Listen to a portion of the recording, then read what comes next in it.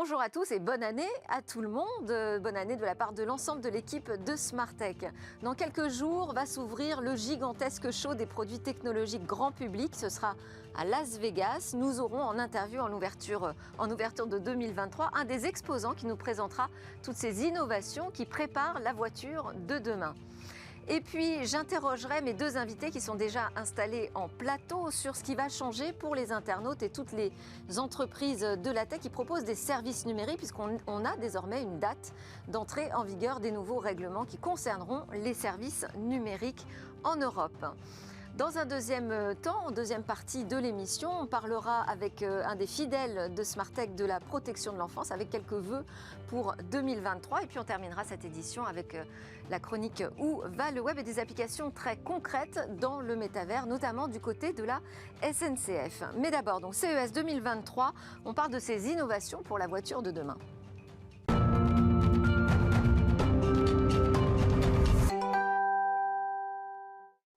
Alors pour inaugurer cette nouvelle année, j'ai le plaisir de recevoir deux avocats en plateau. Romain Perret, avocat associé chez McDermott Will & Emery et Jean-Sébastien Mariez, avocat associé chez Momentum Avocat. Bonjour à tous les deux. Bonjour. Mes meilleurs vœux évidemment pour cette nouvelle année. Également. Merci de partager avec nous votre expertise sur ce nouveau règlement, le Digital Services Act, qui va s'appliquer donc à l'ensemble des services numériques qui seront proposés aux Européens. On verra ce que ça change pour les internautes, mais aussi pour tous les fournisseurs de services numériques. Alors, avant, je vous propose qu'on aille du côté des innovations dans l'automobile, puisque le CES de Las Vegas va ouvrir ses portes dans quelques jours. C'est le grand show des technologies, des produits technologiques grand public. Et évidemment, la voiture y tient une place de plus en plus importante. Mais la voiture, il faut plus largement parler de la mobilité de demain. Bonjour Alexandre Corjon. Merci d'être connecté avec nous. Vous partez, vous, demain pour Las Vegas et vous allez nous dévoiler donc ces nouveautés que vous allez présenter là-bas. Vous êtes le directeur innovation et software de Plastic Omnium. C'est une première participation au CES, mais évidemment, vous n'êtes pas une start-up, puisque ça fait plus de 75 ans, je crois, que vous accompagnez le secteur de l'automobile dans ses transformations. Vous concevez des systèmes de carrosserie, de réduction des émissions, des solutions d'éclairage, de stockage d'énergie, notamment d'hydrogène et de piles à combustible dont on va parler. Mais je voulais qu'on démarre ensemble, Alexandre, avec des innovations peut-être un peu plus spectaculaires. Par exemple, on me dit que vous allez présenter le pare-choc le plus intelligent au monde. Qu'est-ce que ça veut dire, ça ? Bonjour Delphine, et puis bonjour à tous vos invités. Mes meilleurs vœux aussi pour cette année 2023 qui démarre sur les chapeaux de roue pour nous, vous venez de le dire. Et en effet, on va présenter le pare-choc le plus intelligent du monde, c'est-à-dire un pare-choc qui devient de plus en plus intégrant de plus en plus de fonctions et ces fonctions le rendant intelligent. Et notamment, l'une des fonctions que l'on intègre à l'intérieur, c'est un radar, un nouveau type de radar qu'on appelle imageur, qui permet d'avoir des scènes en 3D beaucoup plus précises, ce que l'on peut trouver avec les radars actuels. Et donc, l'intégrer de manière idéale dans le pare-choc va permettre d'améliorer la performance du système. Mais alors, c'est-à-dire très concrètement, qu'est-ce que ça va changer, moi, quand je vais rouler avec ce véhicule équipé du pare-choc le plus intelligent au monde ? Ça change quoi pour le conducteur, pour la sécurité routière ? Pour le conducteur, ce que ça change, c'est que ça permet de détecter beaucoup plus loin tous les objets vulnérables, donc les cyclistes, les piétons, et d'améliorer donc la sécurité à la fois des personnes qui sont à l'extérieur du véhicule, mais aussi des personnes qui sont à l'intérieur du véhicule, parce que par sa meilleure compréhension de la scène, le véhicule va réagir de manière beaucoup plus adapté à la situation. Donc, éviter des freinages trop intensifs en cas d'urgence en ayant une meilleure anticipation. Et ça, ce ne sera pas uniquement dédié à la voiture autonome ? Non, c'est fait vraiment pour tous les types de véhicules. Je ne vais pas rentrer dans le détail trop technique, mais on a différentes versions, 2 versions principales, avec donc la volonté de l'intégrer dans le maximum de véhicules que l'on trouve dans le parc automobile aujourd'hui, afin d'améliorer la sécurité globale de la mobilité dans le futur. Alors après, ce qu'on peut craindre, c'est d'avoir des alertes qui vont se multiplier dans nos voitures, qui font déjà bip bip quand même assez souvent. C'est toute la question du logiciel, parce que c'est pas qu'une question de capter des signaux à travers des radars physiques. Il y a aussi le travail logiciel, j'imagine, derrière, sur lequel vous progressez. Exactement. Comme vous venez de le dire, en fait, derrière le capteur lui-même, il y a bien sûr des images, des échos radars qui sont récupérés. Et après, il y a tout un traitement de post-traitement qui va permettre d'identifier des cibles, les caractériser et savoir comment, grâce à l'intelligence artificielle, le véhicule doit se comporter. Et ce travail de logiciel, vous entendez bien sûr une belle opportunité pour parler d'une annonce que l'on va faire à Las Vegas demain, c'est la création d'une entité qu'on appelle une software house. Alors, son nom, je le garde pour l'annonce officielle, mais cette entité va se spécialiser dans le développement logiciel qui va accompagner les produits de Plastic Omnium, mais avec la volonté aussi de développer des services, des logiciels en tant que produits qui sont l'avenir du véhicule et de la mobilité dans sa généralité. Donc là, ce que vous nous dites, c'est que vous allez annoncer demain, donc à Las Vegas, sur le CES, l'ouverture d'un écosystème, c'est ça, logiciel. Vous allez pouvoir faire intervenir différents éditeurs ? Le but pour nous, le logiciel, c'est quelque chose d'extrêmement complexe avec des spécialités qui sont très pointues. Et donc, on doit mettre en place une structure qui permette d'être à l'état de l'art en termes de développement logiciel et venir agréger au sein de cette structure des contributions qui vont venir de start-up ou d'autres entreprises qui développent du logiciel afin, comme vous le disiez, de faire un écosystème qui nous permette d'avoir des produits très différenciants grâce à ce logiciel qui sera embarqué à l'intérieur. Mais ça, c'est une excellente nouvelle pour développer l'écosystème logiciel aussi en France. On espère que vous aurez plein de partenaires européens. Vous allez présenter également en première mondiale une nouvelle solution d'éclairage pour les véhicules. En quoi ça consiste ? En fait, on aura 2 awards qui vont être annoncés demain à Las Vegas aussi, avec la volonté donc de développer des systèmes d'éclairage qui vont aider l'utilisateur final. Donc, le Consumer Electronics Show, c'est quand même pour nous la manière de mettre en avant nos innovations qui vont directement être utiles pour le passager ou le conducteur. Donc, vous voyez ici des tapis magiques qui sont des solutions de projection qui viennent éclairé autour du véhicule, soit pour un souci d'esthétique, bien sûr, mais aussi pour un souci de sécurité. Là, on va avoir une meilleure reconnaissance du véhicule, un meilleur accès à ce véhicule et aussi la capacité d'animer cet accès pour rendre des fonctions qui sont nouvelles.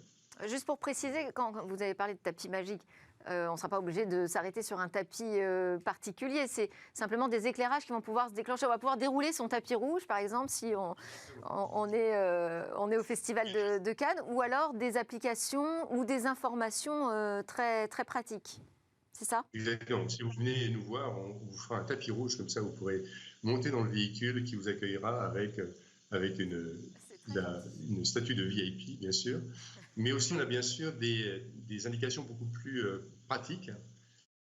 On veut projeter des signaux qui vont indiquer si le véhicule a l'intention de tourner à gauche ou à droite, savoir aussi s'il y a un danger qui est détecté devant le véhicule. En fait, ça permet à la fois d'améliorer la compréhension de la scène pour le conducteur. Et là encore, on n'attend pas le véhicule autonome, c'est utile pour tous les types de véhicules aujourd'hui. Et donc, ça vient rajouter du confort et de la qualité à la conduite de nos véhicules qui sont déployés partout dans le monde. Alors, les véhicules de demain seront aussi certainement plus de véhicules électriques. Qu'est-ce qui avance dans ce domaine ? Quelles sont les innovations que vous allez présenter ?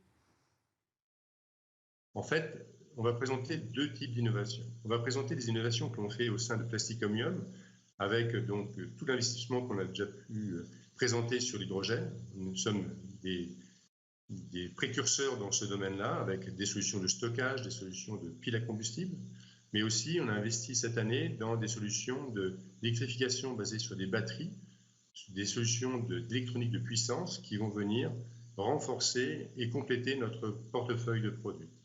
Ce que l'on va présenter à Las Vegas, c'est aussi des collaborations avec des startups. Et nous collaborons actuellement avec une startup qu'on appelle une Deep Tech, qui réalise des cellules de batterie avec des chimies qui ne nécessitent pas des matériaux rares et donc qui vont permettre de rendre beaucoup plus accessible l'accès à ces cellules dans le futur. Très bien. On termine peut-être avec le coffre à l'avant, puisque ces voitures électriques, en fait, elles libèrent énormément d'espace à l'avant de la voiture. Qu'est-ce qu'on va pouvoir en faire de cet espace? La nature a horreur du vide, vous le savez, Alexandre. Exactement. Alors, bien sûr, on peut y mettre des bagages, mais je pense que ça serait la partie la plus classique. Ce que l'on va proposer à Las Vegas, c'est vraiment qu'est-ce qui pourrait rendre service à l'utilisateur et ramener du plaisir dans l'utilisation de son véhicule. On va présenter des solutions qui permettent soit d'intégrer des panneaux solaires à l'intérieur pour faire lorsqu'on s'arrête et qu'on veut faire un pique-nique, avoir une solution de production d'énergie. On peut rajouter des glacières, on peut rajouter aussi une trottinette électrique qui est chargée par le véhicule pendant le roulage et qui est donc disponible chargée pour faire le dernier kilomètre lorsqu'on a garé son véhicule dans un parking et qu'on veut atteindre son point de destination finale. Il y a beaucoup d'animations autour de ce coffre à l'avant, car c'est vraiment un nouvel espace qui est dédié à l'utilisateur final et ce sera une manière de customiser le véhicule pour les utilisateurs et qu'ils soient vraiment complètement satisfaits par cette proposition.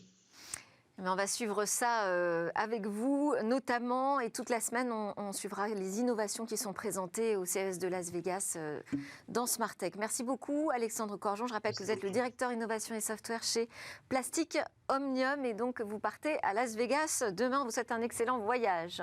Évidemment, toutes ces voitures qui deviennent de plus en plus connectées, intelligentes, et donc qui contiennent du logiciel, ça pose des questions en matière de protection des données. Alors, ce ne sont pas encore ce qu'on appelle des plateformes de services numériques, mais peut-être un jour. On va en tout cas commencer à s'intéresser à ce qui va changer en Europe pour les services numériques, ces grandes plateformes, les big tech, mais pas seulement. C'est un décryptage dans le Tech Talk de Smartech.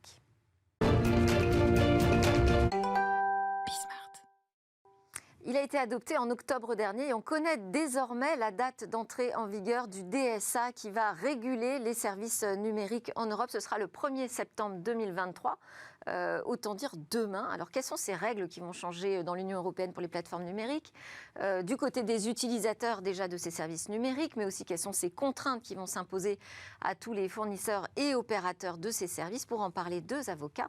Romain Perret, avocat associé chez McDermott Will & Emery. Vous avez développé une expertise très spécifique en matière de droit à la protection des données personnelles comme des données publiques, ainsi qu'en matière de cybersécurité. Et avec vous, Jean-Sébastien Mariez, avocat associé chez Momentum Avocat. Vous, depuis plus de 15 ans, bonjour, vous accompagnez les acteurs de l'économie numérique dans la protection de leurs innovations et la sécurisation de leur activité. Donc je compte sur vous pour nous éclairer sur ce DSA, ce Digital Services Act. Ce ne sera pas le seul règlement. D'ailleurs, on voit l'Europe là, qui s'affole en matière de régulation sur le numérique.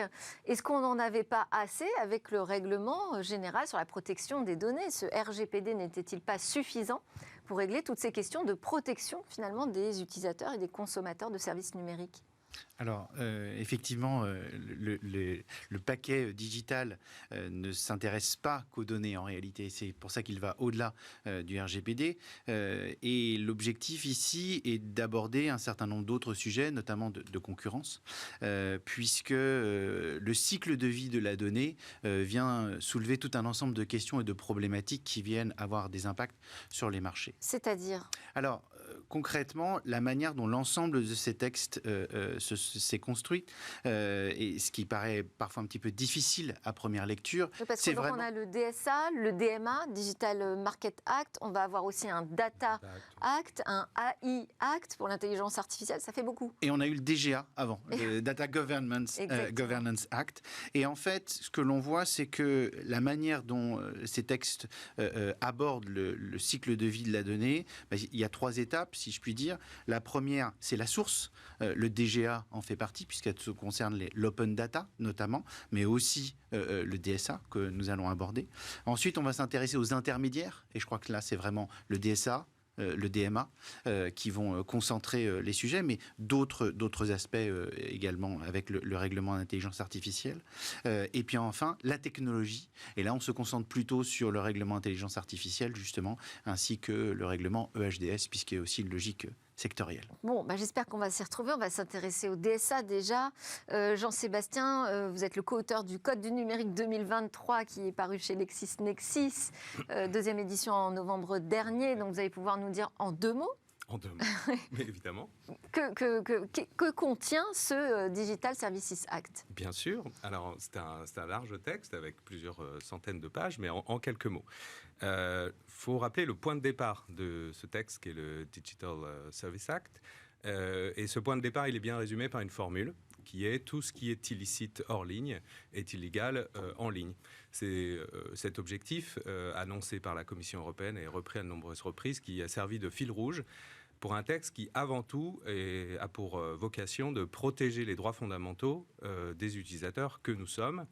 Et c'est pas une formule un peu facile, ça, de dire finalement tout ce qu'on n'a pas le droit de faire dans la vie réelle, on n'aura pas le droit de faire dans le numérique, parce que je dis c'est une formule un peu facile parce que c'est pas forcément les mêmes usages, les mêmes problématiques. Bien sûr. Alors c'est facile surtout parce que il y a nécessairement 2 volets qui doivent se compléter pour arriver à cette fin.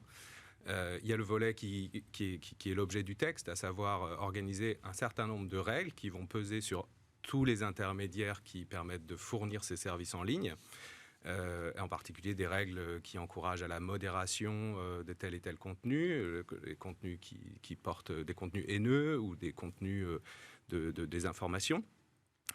Mais nécessairement, cet ensemble de règles et la pratique de retrait qui va être redéveloppée, revue, consolidée par les plateformes, les réseaux sociaux notamment, nécessairement, il faut qu'elle soit complétée par un autre volet qui reste le volet judiciaire, qui est seul à permettre d'engager la responsabilité potentiellement pénale des internautes indélicats qui verseraient dans des propos qui sont répréhensibles. Parce qu'on avait déjà des réponses, mais là, l'idée, c'est vraiment d'harmoniser en fait, ces réponses au niveau européen. Ça va concerner qui comme acteur, précisément, de services numériques déjà ? Alors, il y a 3 types d'acteurs qui sont concernés dans ce qu'on appelle désormais des fournisseurs de services intermédiaires. On a les premiers acteurs qui sont les services de transport. Donc, par exemple, des registres de noms de domaine vont rentrer dans cette catégorie. On va avoir les services de mise en cache. Donc, ça va plutôt concerner des réseaux d'acheminement de contenu. Et puis après, on a une plus grande catégorie sur les services d'hébergement, avec les hébergeurs tels qu'on connaît, c'est-à-dire un prestataire technique qui stocke des données pour le compte d'un tiers. Et ensuite, on a 2 autres niveaux au sein de ces services d'hébergement, avec des plateformes et des très grandes plateformes. Et je crois que c'est ça un petit peu qui change, c'est-à-dire qu'il y a une forme de concentration, encore une fois, ce que je vous disais tout à l'heure, sur des intermédiaires qui ont un statut particulier du point de vue du droit de la concurrence et sur lequel on va faire peser des obligations, comme le disait Jean-Sébastien, plus fortes en réalité sur c'est peut-être pas la surveillance, mais davantage de la vigilance sur le contenu qui est échangé notamment. Mais encore une fois, qu'est-ce qui va changer là concrètement au 1er septembre pour ces fournisseurs de services numériques, pour ces plateformes, puisqu'on avait quand même déjà des règles, on n'est pas dans un espace de non-droit aujourd'hui dans le numérique. Alors, ce qui va changer, déjà septembre 2023, ou pour les plus grandes, en effet, pour ce qu'on appelle les très grandes plateformes ou les très grands moteurs de recherche, et pour les autres, ça viendra vite aussi. Ça viendra pour février 2024. Oui, ça va être progressif. Alors, comme souvent d'ailleurs dans les nouvelles règles, on prend d'abord les gros acteurs et ensuite on l'applique petit à petit à des acteurs moins importants. Tout à fait, parce que le DSA, c'est un système de poupée gigogne avec différentes catégories d'acteurs auxquels correspondent différents lots d'obligations. Donc, ce qui va changer, c'est d'abord peut-être ce que vous évoquiez tout à l'heure, des systèmes qui sont harmonisés au niveau de l'Union européenne, puisque le DSA est un règlement. Donc un règlement, ça ne suscite pas de transposition. C'est pas comme une directive. C'est pas comme une directive. Tout le monde doit appliquer les mêmes règles. Voilà, c'est une interprétation qui vient lisser les règles. Et donc ça, c'est évidemment assez intéressant parce que ça permet, dans la perspective des plateformes, d'avoir une unicité des règles, une plus grande clarté. En tout cas, c'est l'ambition. C'est l'ambition parce que ça n'empêchera pas, et on le sait, déjà par exemple en France, on aura une loi d'adaptation du corpus national législatif au DSA, mais ce ne sera pas une transposition en tant que telle. Donc cette harmonisation très forte, c'est une nouveauté. Ça va changer les choses très probablement. L'autre élément qu'il faut évoquer, c'est le dispositif de régulation et de sanctions qui est largement renforcé, puisqu'on a des sanctions qui pourront aller jusqu'à 6% du montant du chiffre d'affaires annuel. Donc ça, évidemment, ça va inciter nécessairement à davantage de vigilance du côté des plateformes, puisque ces sanctions, elles pourront être émises dès lors que tout un lot d'obligations systémiques ne serait pas respecté, les règles de modération, les règles de transparence, etc. etc. Oui. Sur ce qui aussi va changer, parce qu'il y a la partie responsabilité, devoir de vigilance qui reste quand même assez similaire à ce que l'on avait précédemment au titre de la directive sur le commerce électronique. C'est un peu les règles sur la transparence et la mise en place d'un certain nombre de traitements de données à caractère personnel pour venir monitorer en réalité ce qui se passe au sein de la plateforme, à la fois sur le contenu, mais aussi sur la manière dont la plateforme elle-même utilise des informations pour pousser de la publicité en ligne, pour pousser de la recommandation. Alors, comment elle va se concrétiser, cette transparence ? Alors, elle va se concrétiser par des mesures d'information supplémentaires sur la manière dont, en réalité, cette publicité, elle est ciblée. Alors, la difficulté se pose entre deux niveaux, entre la plateforme en ligne et la très grande plateforme en ligne, oui, où on voit que, évidemment, plus la plateforme est importante et donc a un pouvoir de marché, plus elle va avoir des obligations sur les critères qu'elle va utiliser pour venir pousser de la recommandation, et ça va entraîner, et là il y a un volet entre guillemets RGPD si je puis dire, une possibilité de s'opposer à la manière dont les données sont analysées pour ensuite pousser de la recommandation par l'acteur sur le marché. Et est-ce que Twitter, qui fait partie des grandes plateformes et qui vient d'être acheté par Elon Musk, où, voilà, on a des polémiques à peu près tous les jours sur ce réseau social aujourd'hui, est-ce que c'est un test pour le DSA pour voir comment on va pouvoir contrôler ce que fait le réseau social, comment il applique justement cette liberté d'expression qui n'est pas forcément comprise de la même façon en Europe et aux États-Unis ? Alors oui, on peut parler de test, je pense qu'il n'y a pas de doute.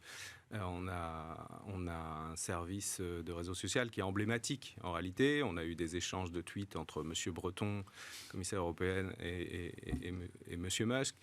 En réalité, c'est un symbole, en quelque sorte, l'application du DSA à Twitter. Mais les problématiques, elles dépassent largement ce réseau social-là, puisque les problématiques, et c'est là-dessus... Mais ça peut changer les règles vraiment de modération des contenus, ce DSA ? Oui, elles peuvent... en fait, l'exemple qu'on évoquait est un bon exemple, parce qu'en réalité, il y a, je pense, deux perspectives qui se croisent en termes de modération des contenus. Il y a une modération qui vise à l'attractivité pour les utilisateurs. Donc, il y a nécessairement de la part des plateformes une sorte d'éditorialisation qui ne dit pas son nom, bien entendu, oui, mais d'une certaine manière, à partir du moment où le DSA, et ça c'est en quelque sorte quand même une nouveauté, elle donne aussi aux plateformes la possibilité elle leur demande de faire la police sur la plateforme et donc d'entretenir des règles qui, à condition d'être transparentes vis-à-vis des utilisateurs, à condition d'être lisibles, claires, etc., ces plateformes ont la possibilité de réguler le contenu au vu de leurs propres règles. Donc, nécessairement, ça va changer les choses, puisque pour les internautes, la plateforme va devenir plus ou moins attractive en fonction des règles et du niveau aussi de discours, peut-être, qu'on va attendre sur telle ou telle plateforme. Ça, c'est une chose. Et la deuxième chose qui est aussi véritablement décisive, c'est que la plupart de ces plateformes ont comme modèle économique un dispositif qui repose sur les revenus publicitaires.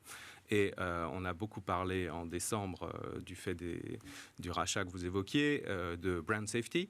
Brand safety, qu'est-ce que c'est ? C'est la capacité pour une plateforme, en tout cas c'est un des aspects, c'est une capacité pour les plateformes à attirer des annonceurs qui vont venir sur cette plateforme pour faire de la publicité et donc à générer du revenu.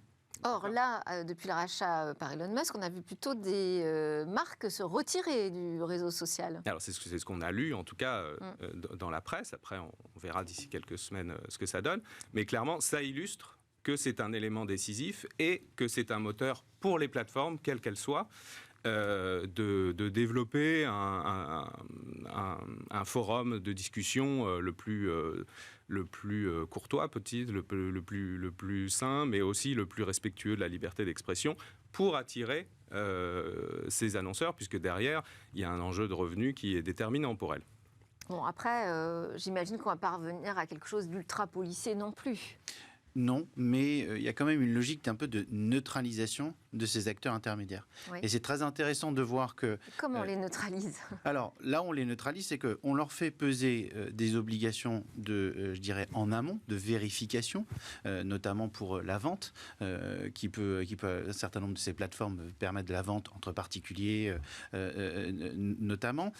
Ces vérifications se font préalablement, et puis ensuite, on va avoir un impact sur une transparence qui s'effectue, comme je vous le disais, au niveau de la publicité en ligne, au niveau de la recommandation, et la possibilité de s'extraire de ce régime. Donc on voit bien que d'un côté, il faut que le contenu soit plus, je dirais, licite et donc d'une certaine manière policé par rapport à l'exemple que vous citiez de la liberté d'information et d'expression telle qu'elle existe aux États-Unis, et quelque chose qui, à l'inverse, ne va pas attirer un certain nombre d'acteurs et donc augmenter les revenus. Et on voit que de ce côté-là, il y a une forme de neutralisation qui s'opère. Et si je peux me permettre, oui. C'est un point important qu'évoque mon confrère, parce que dans le DSA, il y a aussi quelque chose qui est très spécifique aux places de marché, donc les places de marché du type Amazon, Cdiscount, Rakuten, etc., etc. Puisque le DSA va créer un régime qui est spécifique à ces places de marché, avec deux nouveautés principales qui sont déterminantes. Et là, on est sur un autre aspect du DSA. On est sur un aspect qui vise à la protection du consommateur. En réalité, on n'est plus véritablement sur le sujet de la protection des droits fondamentaux, mais davantage sur la protection de ses droits économiques, on va dire. En tout cas, c'est une protection en tant que consommateur. Et on a deux règles qui sont très importantes, celles qu'évoquait mon confrère, à savoir des règles qui vont contraindre davantage les places de marché à vérifier qui vend, avec tout un lot de vérifications à faire, certes, obligation de moyens, mais quand même, qui seront d'autant plus importantes pour introduire de la transparence vis-à-vis de qui est le vendeur, d'où viennent les produits. Et c'est un sujet qui n'est pas neutre actuellement, avec toutes les questions liées au greenwashing, par exemple, mais aussi d'autres. D'autant plus importante qu'elle va être complétée par un deuxième texte qui arrivera en 2023 sur la protection des produits défectueux, avec le même type d'obligation vis-à-vis, encore une fois, de la vérification de l'identité de qui vend derrière. Donc ça, c'est vraiment une nouveauté qui est importante, y compris pour lutter contre des produits contrefaisants. Et puis il y a une autre règle qui a trouvé une illustration, même si ça peut paraître paradoxal, par une décision de justice il y a même pas 15 jours. C'est la règle selon laquelle les plateformes peuvent perdre leurs bénéfices, l'immunité de responsabilité qui est propre à ces intermédiaires-là, qui est une règle qui reste dans le DSA, qui est une règle qui était issue de la directive e-commerce, qui reste là, c'est-à-dire si je n'ai pas connaissance des contenus, je n'en suis pas responsable. Sauf que pour les places de marché, elles vont perdre le bénéfice de cette... elles sont susceptibles de perdre le bénéfice de cette règle. Parce qu'elles sont censées connaître, c'est ça ? Non. Alors non, justement. Donc elles peuvent toujours estimer ne pas avoir connaissance...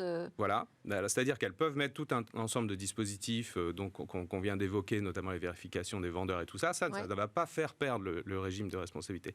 Ce qui est susceptible de leur faire perdre leur régime de responsabilité limitée, c'est ça qui est important, c'est s'il y a une confusion quant à la source de la transaction. C'est-à-dire si on croit, vous savez, quelquefois on va sur une plateforme et on ne comprend pas très bien si on est en train d'acheter à la plateforme ou si on est en train d'acheter à un tiers vendeur. Oui. Et ça, c'est une règle dans le DSA désormais qui dit que si justement vis-à-vis du consommateur, la source du produit de la transaction n'est pas claire, c'est la place de marché qui peut être rendue responsable. Et il n'y a pas plus tard que 10 jours, la Cour de justice de l'Union européenne a quelque part fait application anticipée de ce texte, puisque je parle d'anticiper, puisque ce texte n'était pas en vigueur quand la procédure a débuté, dans une affaire qui opposait Amazon à Louboutin, et qui dit que donc Amazon faisait usage du signe enregistré par Louboutin, donc cette fameuse marque d'escarpins, lorsque l'utilisateur de son site a l'impression que c'est elle qui commercialise en son nom et pour son compte des escarpins de la marque. Donc c'est une règle qui est fondamentale, parce que là où les places de marché n'avaient pas à se soucier outre mesure de qui vendait et qu'est-ce qui était vendu. Là, on a ces deux règles-là qui vont clairement changer la donne. Mais alors, parce qu'il ne nous reste plus beaucoup de temps, là, on a parlé des textes à venir, vous venez de nous parler de textes déjà existants. Comment tout ça va réussir à s'entremêler? Est-ce qu'on ne risque pas d'être totalement illisible en Europe pour les acteurs du numérique? Alors, c'est vrai qu'il y a une difficulté de lecture. Les autorités de protection des données, d'ailleurs, l'ont souligné lorsqu'elles ont émis leur avis. Elles ont fait un certain nombre de recommandations qui n'ont pas toujours été suivies sur le statut de ces intermédiaires. Sont-ils des responsables de traitement? Sont-ils des sous-traitants? Évidemment, sont plutôt des responsables de traitement par rapport à la position traditionnelle de ces autorités. Et c'est vrai qu'on va avoir sans doute une articulation qui ne va pas être évidente, puisqu'on reste, il faut bien le reconnaître, au niveau des principes, pour beaucoup à droit constant. Donc ça, on a une idée, une orientation pour un certain nombre de choses. En revanche, pour ces petites évolutions que l'on peut avoir, je pense plutôt effectivement à la publicité en ligne et la recommandation, comme je vous le disais, puisqu'il y a bien deux niveaux distincts, mais dont les critères ne sont pas forcément extrêmement évidents à distinguer entre les deux pour savoir quelle va être déjà l'obligation qui pèse sur l'intermédiaire en question. Et puis, il y a un autre aspect qui va poser aussi difficulté, c'est la manière dont justement ces plateformes vont mettre en place des procédures en interne pour pouvoir canaliser ces textes, et on risque, malgré l'effort d'harmonisation, de se retrouver sans doute avec de légères différences dans le texte. Oui, Jean-Sébastien, d'ailleurs, vous avez publié une tribune dans le JDN, où vous dites que le DSA apporte une régulation à 2 vitesses, mais c'est vrai qu'on peut imaginer que du côté des GAFAM, ils auront, comme moi, la chance de voir plein d'avocats autour de la table pour les accompagner dans la lecture de ces textes. Ça risque d'être beaucoup plus compliqué pour d'autres acteurs. Est-ce qu'on ne se pénalise pas finalement, nous, aujourd'hui en Europe, avec ces textes? Alors, il y a plusieurs choses. La première chose, c'est que... Mais alors, très vite, je vous lance comme ça, mais il va falloir répondre rapidement. La réponse, c'est oui, c'est-à-dire qu'il y a les très grandes plateformes, je pense, on peut dire très rapidement que elles ont déjà amorcé le processus de mise en conformité. Bon. Il y a un enjeu véritable pour les plateformes de taille plus modeste, et notamment les plateformes françaises qu'on peut connaître, qui est le coût de la mise en conformité. Ça, c'est une chose. Et secondo, il y a aussi un sujet d'expertise. On a parlé de la modération, du recours, on aurait pu évoquer le recours aux trusted flaggers, les signaleurs de confiance. Ça, c'est des dispositifs qui vont reposer sur des règles issues de l'ARCOM, donc l'autorité de régulation qui sera en charge de la supervision. En France, et il est nécessaire que cette autorité, dès aujourd'hui, diffuse un maximum de lignes directrices pour que les plateformes aient des référentiels clairs qui leur permettent de conduire et de piloter la mise en conformité. Certes, dès aujourd'hui, puisqu'on a évoqué tout à l'heure que ça allait arriver assez Ça va arriver rapidement. très vite, 1er septembre 2023. Merci beaucoup à tous les deux, Romain Perret de McDermott Will & Emery et Jean-Sébastien Mariez de Momentum Avocat. Merci. À suivre, juste après la pause, on va parler de la protection de l'enfance en ligne.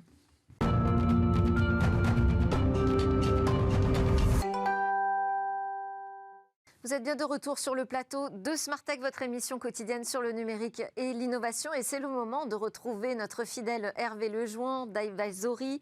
Bonjour Hervé, très bonne année déjà, meilleurs vœux.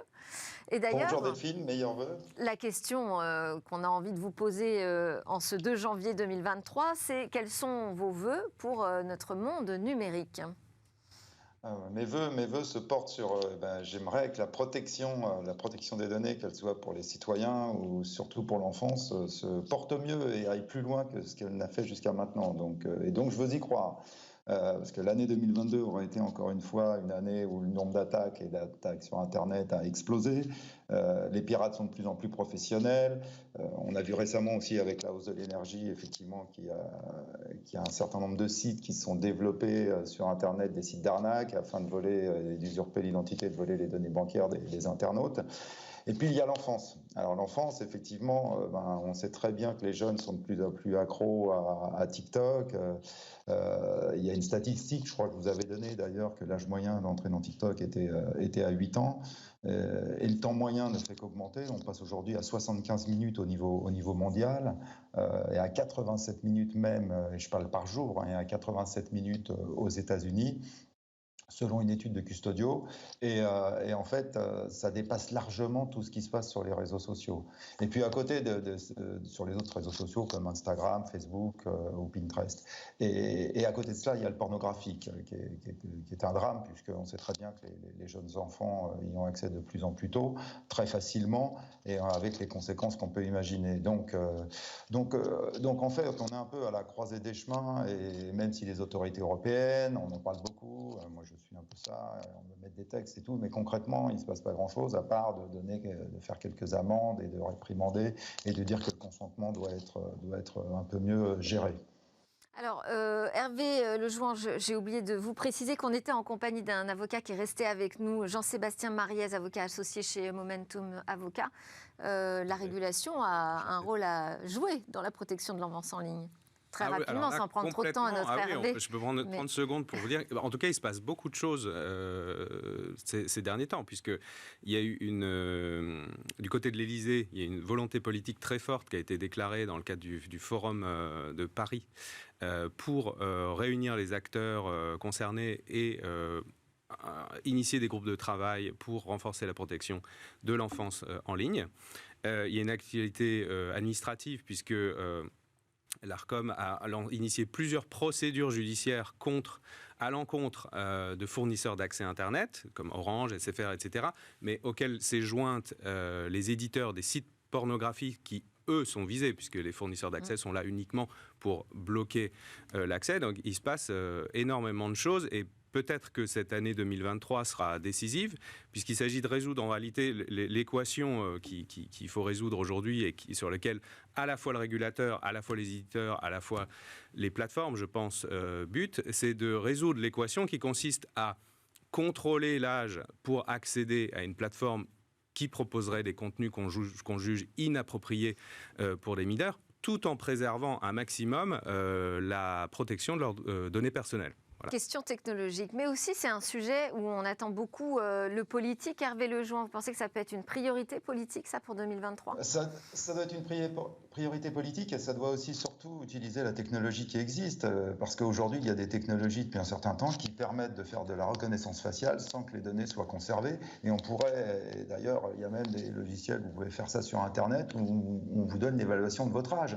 C'est-à-dire que vous avez, via la caméra, on vous dit vous avez tel ou tel âge.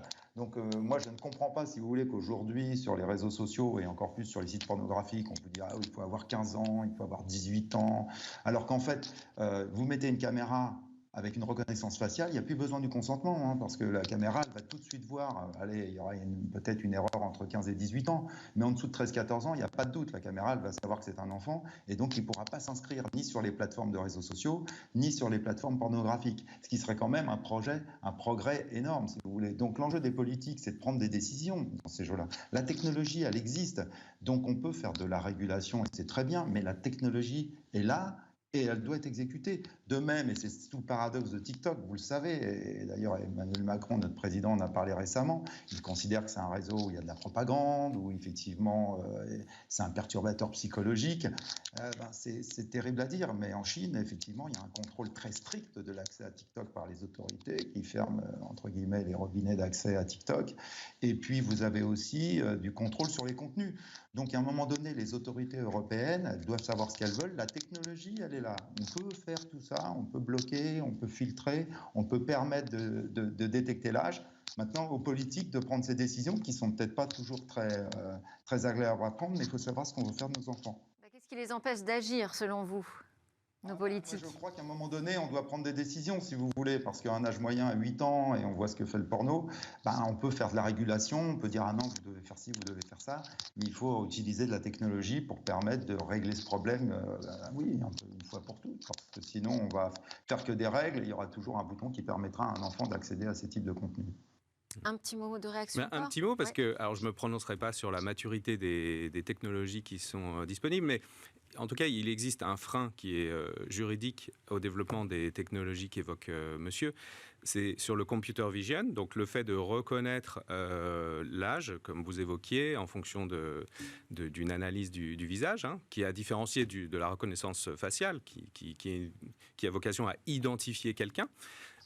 Aujourd'hui, la position de l'autorité française en charge, à savoir la CNIL, elle est très restrictive. C'est-à-dire qu'elle considère, pour le dire très vite, que quand on met en place une solution de computer vision, la personne concernée ne peut pas exercer son droit d'opposition. Bon, il y a une consultation actuelle, il y a des textes qui vont arriver, et donc c'est aussi en 2023 qu'on va beaucoup parler de ça, sans doute. Merci beaucoup à tous les deux, Jean-Sébastien Mariez, et merci beaucoup à Hervé Lejouan Advisory. À suivre, où va le web ?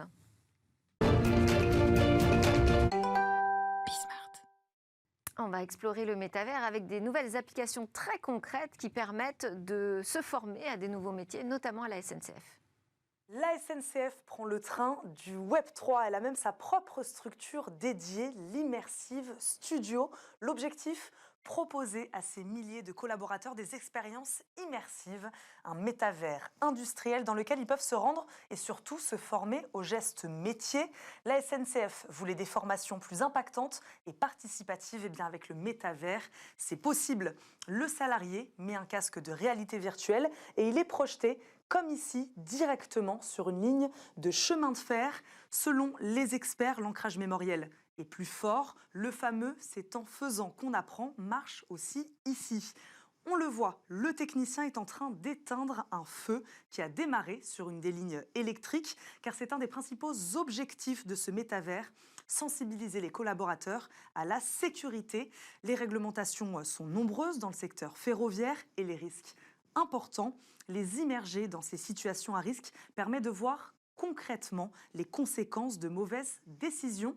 Mais ce n'est pas le seul cas d'usage. L'Immersive Studio en comprend à ce jour plus d'une trentaine. Le métavers industriel de SNCF Réseau répond aussi à des besoins de conduite du changement. L'environnement évolue et par conséquent les métiers aussi. Le métavers permet par exemple de visiter des lieux encore à construire, des chantiers où tout est à faire. C'est comme ça qu'on introduit les nouveaux enjeux, notamment environnementaux, à prendre en compte. Pour tout vous dire, le portefeuille de projets de l'Immersive Studio explose. Rien qu'en 2022, la SNCF a finalisé 14 projets, certains sur l'événementiel et la communication, sur la formation donc et sur la conduite du changement, notamment dans le cadre du prolongement du RER-E. La SNCF développe d'abord aussi des projets métavers en collaboration avec la RATP. C'était Smart Tech, donc cette première édition de 2023. Encore mes meilleurs vœux pour cette nouvelle année. Merci beaucoup à Jean-Baptiste Mariez, avocat associé chez Momentum Avocat, qui nous a aidé à décrypter le DSA. Merci beaucoup. Et merci à Hervé Lejouan qui a exprimé ses vœux pour la protection de l'enfance en ligne. Merci à tous de nous suivre. On se retrouve dès demain. Les histoires de la tech continuent dans Smart Tech.